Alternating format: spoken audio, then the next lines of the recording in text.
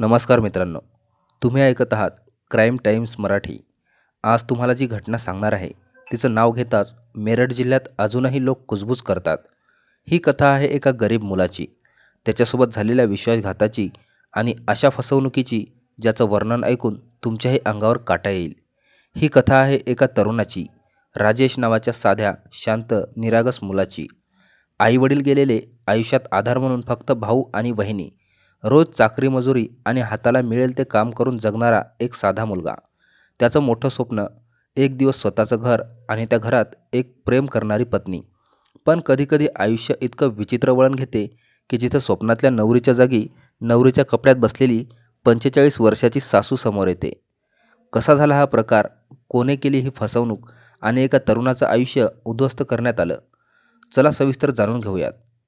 तारापूर, मेरठ जिल्हा. 22 वर्षाचा राजेश आपल्या भावाजवळ राहत होता. आई वडील गेलेत, घराची जबाबदारी भावाकडे.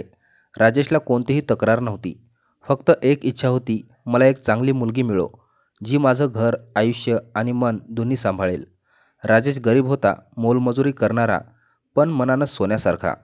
एका दिवशी ईदच्या 2 दिवस आधी त्याच्या वहिनीने अचानक म्हटलं, राजेश, आम्ही तुमच्यासाठी मुलगी पाहिलेली आहे, तू फाजलपूरला ताबडतोब ये. राजेश चमकला पण हसला. त्याच्या आयुष्यात पहिल्यांदा कुणीतरी त्याच्यासाठी असं काही करत होतं. तो फाजलपूरला पोहोचतो. घरात त्याची वहिनी, भाऊ आणि तिथे बसलेली एक सुंदर तरुण मुलगी नेहा. राजेश तिला पाहता क्षणी थांबतो. डोळे भरून जातात.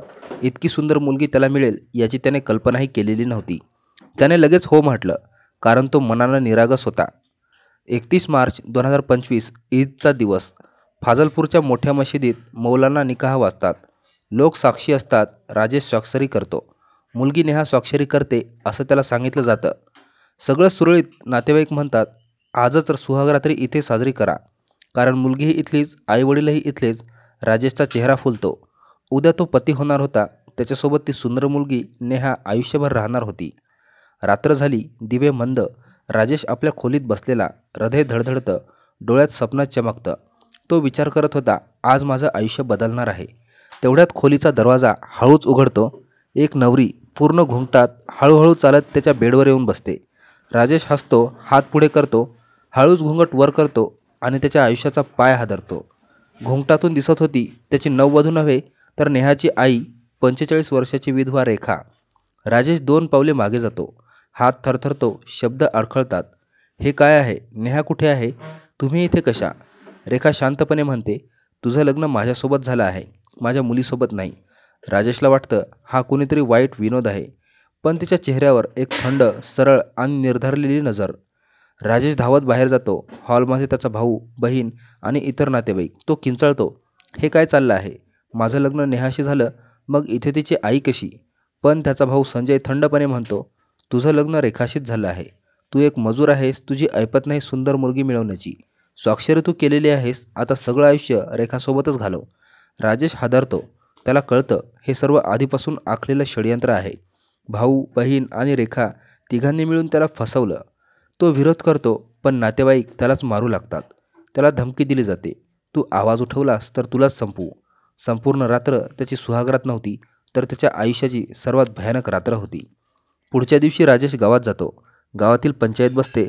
तो कथा सांगतो, पण पंचायतही त्यालाच दोष देते. निकाह झाला आहे, मौलानाने वाचला आहे, साक्षरी आहे, आता रेखा तुझीच पत्नी. राजेश तुटतो, पण हार मानत नाही.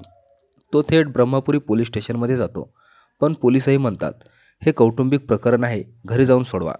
राजेश निराश, निराधार, एकटा, पण धैर्याने तो मेरठ SP ऑफिसमध्ये थेट तक्रार दाखल करतो. लिहून देतो, मला मुलगी दाखवून तिच्या आईशी जबरदस्ती लग्न लावून देण्यात आले. SP सिटी हे प्रकरण गंभीरपणे घेतात. ब्रह्मपुरी पोलिसांना तपासाचे आदेश दिले जातात. तपासात उघड होतं, रेखा 45 वर्षाची विधवा. तिने आधीच ठरवलं होतं की ही संधी वापरून दुसरा नवरा मिळवायचा. वहिनी प्रीती व भाऊ संजय यांनाही रेखाकडून फायदा मिळणार होता, म्हणून त्यांनी मिळून फसवणूक केली. राजेशची गरिबी, निरापराधपणाचा गैरफायदा घेतला. नेहा म्हणजे मुलगी प्रत्यक्ष लग्नात सामीलच नव्हती. गाव हादरलं, लोक थक्क. राजेश एकटाच लढला आणि सत्य जगासमोर आणलं. मित्रांनो, ही घटना फक्त फसवणूक नाही, तर नात्यातील विश्वासाचा खून आहे. आजही उत्तर प्रदेशातील मेरठ जिल्ह्यात लोक म्हणतात, राजेशची कथा ऐकून कोणत्याही मुलाने लग्न करायच्या आधी 10 वेळा विचार केला पाहिजे. आपल्या समाजातही असे प्रकार वाढत आहेत, जिथं नात्याचा गैरफायदा घेतला जातो. आधार मागणाऱ्या व्यक्तीची फसवणूक केली जाते. ही घटना सांगायचा आमचा उद्देश आहे. सावध राहा, सतर्क राहा, नात्यामध्ये पारदर्शकता ठेवा, अंधविश्वास नको. जर कथा आवडली असेल तर लाईक करा आणि कमेंटमध्ये तुमची प्रतिक्रिया नक्कीच लिहा. पुन्हा भेटूया अशाच आणखी एका सत्यकथेसह. तोपर्यंत सतर्क राहा, सावध राहा, सुरक्षित राहा. जय हिंद, जय महाराष्ट्र.